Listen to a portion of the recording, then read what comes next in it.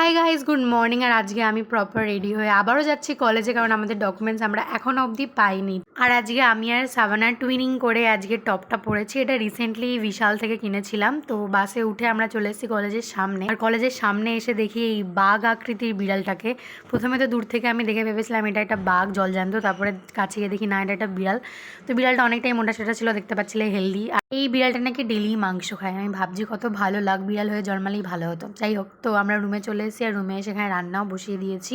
যেদিনকে আমরা গেছিলাম এই দিনকে আমরা আলটিমেটলি আমাদের ফাইনাল সমস্ত ডকুমেন্টসগুলো পাই। তো এই খুশিতে একটুখানি মাংস রান্না করেছিলাম, আর মাংসটা আমাকে রান্না করতে হয়েছিল। যাই হোক, পেঁয়াজগুলোকে ভালোভাবে ভেজে নিয়েছি, মশলাটা দিয়ে নিয়ে তারপরে মাংসটাকে আগে থেকে ম্যারিনেট করে রেখেছিলাম।